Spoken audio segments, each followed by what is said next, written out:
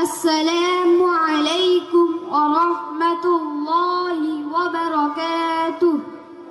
نحمده ونصلي على رسوله الكريم. أما بعد، فأعوذ بالله من الشيطان الرجيم. بسم الله الرحمن الرحيم. لقد كان لكم في رسول الله أسوة حسنة. সম্মানীয় সঞ্চালক মহাশয় এবং দিনিয়াত মুনাজ্জাম মক্তবের দায়িত্বশীল ব্যক্তিবর্গ ও আমার সম্মুখে উপস্থিত দিনী ভাইরা, সকলকে আন্তরিক সালাম ও শুভেচ্ছা। আসসালামু আলাইকুম ওয়া রাহমাতুল্লাহি ওয়া বারাকাতুহু। আজকে এই বরকতময় মজলিসে আমার বক্তৃতার বিষয় হলো সিরাতে মুহাম্মদ রাসূলুল্লাহ সাল্লাল্লাহু আলাইহি ওয়াসাল্লাম এর পয়গাম। আশা করছি আপনারা আমার কথা গুরুত্ব সহকারে শুনবেন। সম্মানীয় শ্রোতামণ্ডলী, আজ সারা বিশ্বে অশান্তি, নিরাপত্তাহীনতা ছড়িয়ে পড়েছে। মানুষ নিপীড়ন ও বিচারের শিকার হচ্ছে। লুটতরাজ, চুরি, ডাকাতি, চিন্তায় একেবারে সাধারণ ব্যাপার হয়ে পড়েছে। চারিদিকে ধোঁকা প্রতারণার বাজার জলজল করছে। ব্যবসায়ী হোক অথবা মজদুর, মালিক হোক অথবা চাকর, সকলেই পেরেশান আছে। কারোর সাথে কোনো সম্পর্ক নেই, অন্যের সাথে সহনশীলতা নেই, ভাই ভাইয়ের উপর ভরসা নেই। একদিকে হত্যা তো অন্যদিকে আত্মহত্যা। রাসূল সাল্লাল্লাহু আলাইহি সাল্লাম যে সময় মক্কায় ভূমিষ্ঠ হন, সেই সময় মক্কার মানুষ আল্লাহকে ছেড়ে গাছ, পাথর এবং জিন ও নিজের মতো মানুষদের পূজা করত। কন্যার সন্তানদের জীবন্ত দাফন করে দেওয়া হতো। মানুষের কোনো মূল্য ছিল না, তাদের সাথে জন্তুর মতো ব্যবহার করা হতো। অগ্রতা রাজত্ব ছিল, জোর জার মুল্লুকতান। ক্ষমতাশীলরা দুর্বলদের প্রতি খুব অত্যাচার করত এবং দুর্বলরা অত্যাচারের চাকায় পিছতে থাকত। এমন এক কঠিন পরিস্থিতিতে আল্লাহ তাআলা হযরত মুহাম্মদ সাল্লাল্লাহু আলাইহি সাল্লামকে হেদায়েতের নূর দিয়ে পাঠিয়েছেন। তিনি মানুষের এক আল্লাহর ইবাদতের শিক্ষা দিয়েছেন। তিনি মানুষের অন্তরে আল্লাহর ভয় সৃষ্টি করেছেন। তিনি অসৎ কাজ থেকে নিষেধ করেছেন এবং ভালো কাজের আদেশ করেছেন। তিনি ইতিমদের সম্পদ ভক্ষণ করতে নিষেধ করেছেন। তিনি মহিলাদের পর পুরুষ থেকে দূরে থাকার আদেশ করেছেন। তিনি পবিত্র নারীদের উপর অপবাদ দিতে নিষেধ করেছেন। তিনি জান্নাতের নেয়ামতের দিকে আহ্বান করেছেন। তিনি আখিরাতের ভয়াবহ আনজাম থেকে ভয় দেখিয়েছেন। তিনি জাহান্নামে নিয়ে যাবে এমন এক কাজ থেকে বিরত রেখেছেন। তিনি মানুষের সামনে নিজের জীবনের আমলের নমুনা পেশ করেছেন।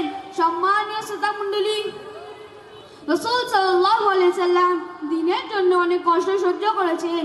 তাকে জাদুকর এবং পাগল বলা হয়েছে, ঠাট্টা করা হয়েছে, পাথর ছুঁড়ে মারা হয়েছে, নামাজ অবস্থায় তার পিঠের উটের ভুঁড়ি চাপিয়ে দেওয়া হয়েছে, গলায় দড়ি দেওয়া হয়েছে, চাদর বেঁধে টানা হয়েছে। তিনি দ্বীনের জন্য নিজের জন্মভূমি মক্কা ছেড়ে মদিনায় পাড়ি দিয়েছেন।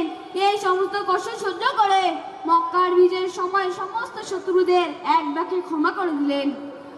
বর্তমান সময়ে রাসূল সাল্লাল্লাহু আলাইহি সাল্লাম এর অনুসরণ আমাদের জন্য আবশ্যক। একমাত্র ইসলামী শিক্ষা এই অত্যাচারের বিনাশ করতে পারে। কেননা আল্লাহ তাআলা রাসূল সাল্লাল্লাহু আলাইহি সাল্লামকে আমাদের এই সফলতার জন্য পাঠিয়েছেন। বর্তমান সময়ে রাসূল সাল্লাল্লাহু আলাইহি সাল্লাম এর সিরাতের মূল্যায়ন করা আমাদের জন্য আবশ্যক। কেননা রাসূল সাল্লাল্লাহু আলাইহি সাল্লামের জীবনী আমাদের রোগের ওষুধ। রাসূল সাল্লাল্লাহু আলাইহি সাল্লাম এর মধ্যেই রয়েছে আমাদের সফলতা।